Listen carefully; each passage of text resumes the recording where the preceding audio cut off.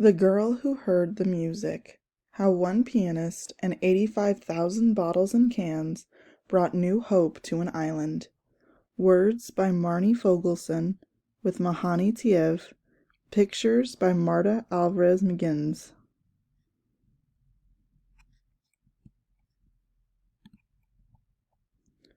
The Girl Who Heard the Music. Words by Marnie Fogelson, with Mahani Teave. Pictures by Marta Alvarez McGinnis. On Rapa Nui, a small island that is watched over by giant statues called moai, it seemed a little girl named Mahani. The music was everywhere. From the lullabies that mothers sang, to the rhythm of the waves hitting the rocks, to the crickets calling to each other at dusk, music was the heart, the inanya of Rapa Nui.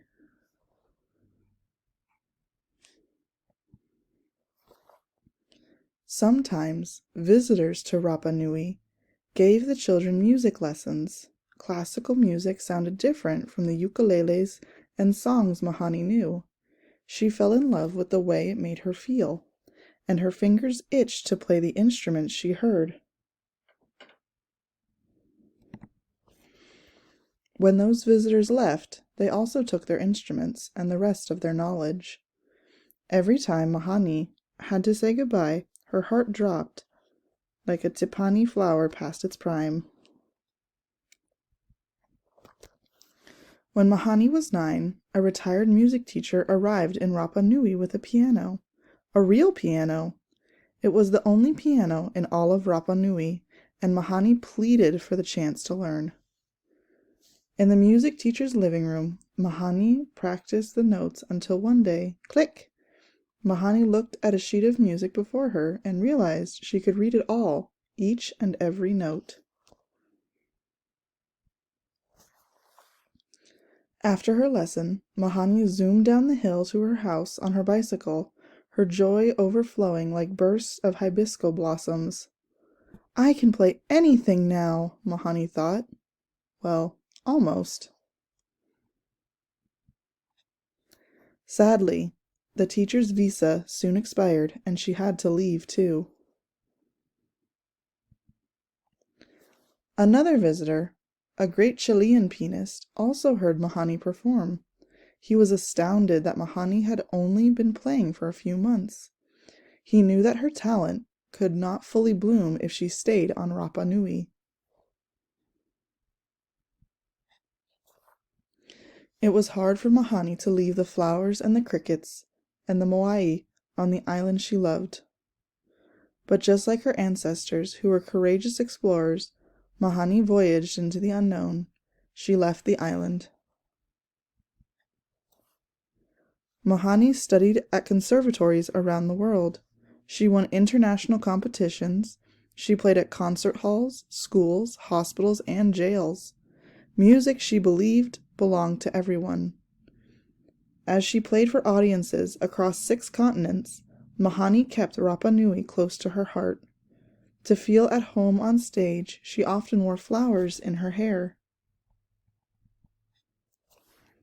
When Mahani would come back home, she could never stay long. There wasn't even a piano on the island for her to play anymore. But the magic and the music of Rapa Nui made Mahani feel whole again. Rapa Nui always had visitors, but word spread about the island's amazing moai and natural beauty. Soon, more than 100,000 tourists were finding their way to Rapa Nui every year.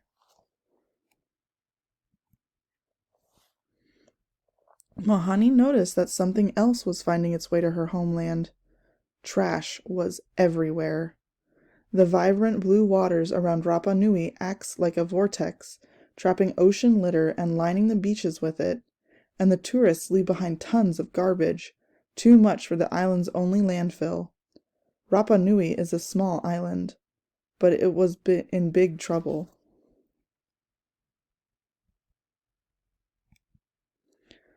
One day, while watching the light from the setting sun kiss the moai's magnificent features, Mahani thought about how much work it had taken to carve the statues long ago with rocks and rock tools called toki.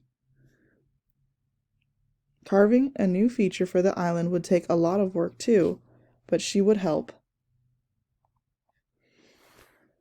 Mahani joined a group of islanders who had ideas for Rapa Nui's future too. Like the keys on a piano, playing in harmony, the team worked together to share on a shared dream, to build the island's first music school. Just as her ancestors used tokai to turn volcanic ash into moai, Mahani and her team discovered a way to transform the trash polluting their island. They would build with it. With the help of volunteers from around the world, they constructed the school using approximately 12 tons of cardboard, 40,000 aluminum cans, 25,000 glass bottles, 20,000 plastic bottles, 2,500 tires. More than 7 years of garbage now lives in the school's walls. When the school was finally finished, they celebrated all of their hard work in a perfect way, with a concert. Although the Rapa Nui School of Music and Arts was made with tons of trash, it's powered by nature. Solar panels turn energy from the sun into electricity, and the giant barrels hold rainwater for gardens. Now piano and cello music mix with ukulele and voices singing Reoi Ryu. The children practice traditional ori and hoko steps as they go to and from their lessons. The gardens grow fruits and vegetables so the island can depend less on food from other places. Mahani hopes the land will be reforested and treated with some respect her ancestors gave it. Music is still everywhere on Rapa Nui, and now there are new voices and sounds alongside the old.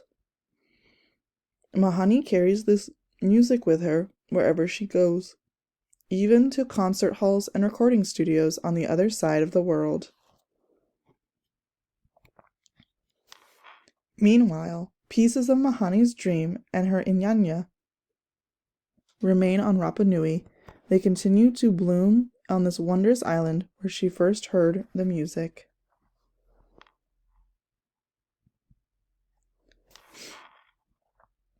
Growing up on the island of Rapa Nui, Mahani Teave learned to appreciate the overwhelming power of nature, from the expansive ocean views to the blackest skies full of glittering stars. But despite her home's far-flung location, she never felt isolated. It was her whole world, and still felt big. When she was 9 years old, Mahani wrote a letter to the Chilean pianist Roberto Bravo, who visited the island and heard her play. Bravo was impressed with her talent and encouraged her to keep developing her craft. She left the island to study at a prestigious conservatories with acclaimed teachers Ximenes Ceballo, Sergei Babian, and Fabio Bindini. Mahani began performing all over the world as a concert pianist, but interrupted this blossoming music career to return to her island home and co-fund NGO Tokai, a non-profit dedicated to the island's cultural and ecological preservation. Mahani now also works as a cultural ambassador and humanitarian.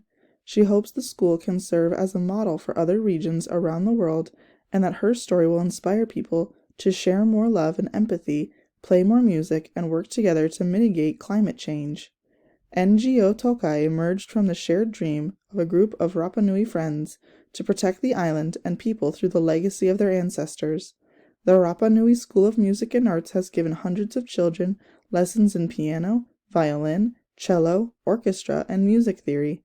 The school also teaches Rapa Nui traditions, including ancient songs, dances, ukulele, carving, and body painting, and these teachings help strengthen connections to the Rapa Nui language.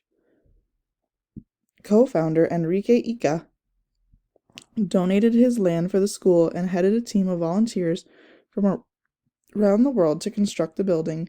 Juan Hoa leads a project to increase production from Tokai's organic gardens and greenhouses.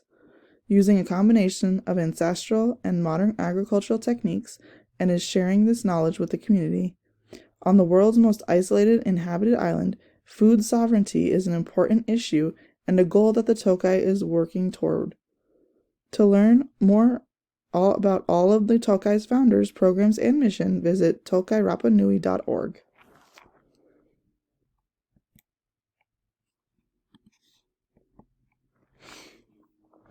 Island facts.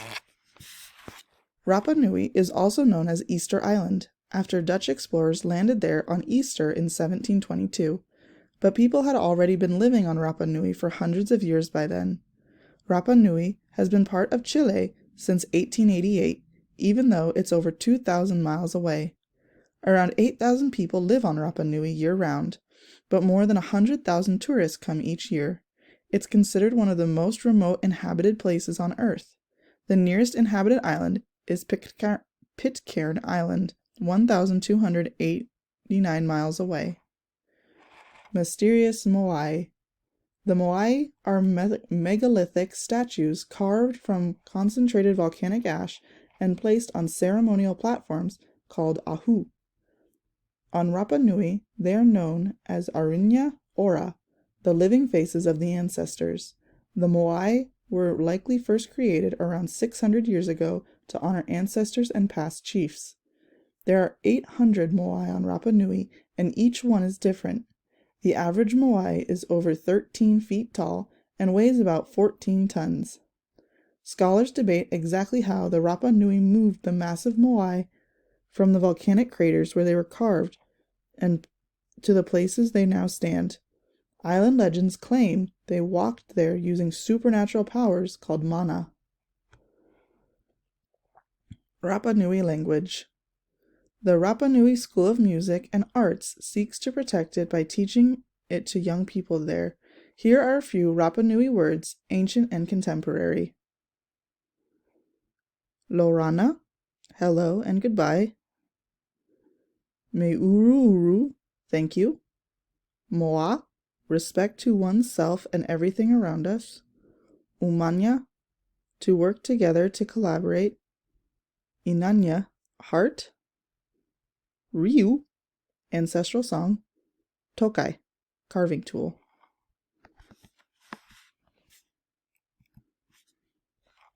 Earth ships. The Rapa Nui School of Music and the Arts is an earth ship. Architect Michael Reynolds pioneered this kind of building in the 1970s, and he traveled to Rapa Nui to show the Tokai team how to build one. Some facts about earth ships. They're constructed with natural materials as well as recycled things like tires. They have built-in renewable energy sources like solar panels or windmills. Roofs are designed to collect rainwater to use as additional water source. Gardens for growing food are part of every earthship. There are about 3,000 earthships across the world. Plastic in the ocean. Plastic makes up 80% of today's ocean garbage, and these traveling pieces of trash are dangerous to animals. Some turtles and birds mistake plastic bags for food, while fish and other sea animals ingest the microscopic plastic pieces that remain after bags and bottles break down in the ocean. Some scientists believe that by 2050, ocean plastic might outnumber fish. The future of Rapa Nui. Rapa Nui faces many environmental challenges, such as land erosion, threatened water sources, the extinction of animal and plant species, and many tons of garbage generated every year. But the people of Rapa Nui are taking action. The Rapa Nui Marine Protected Area keeps endangered species safe from mining and industrial fishing. Community groups are also reforesting, planting gardens, and organizing trash pickups. The island aims to be sustainable and waste-free by 2030.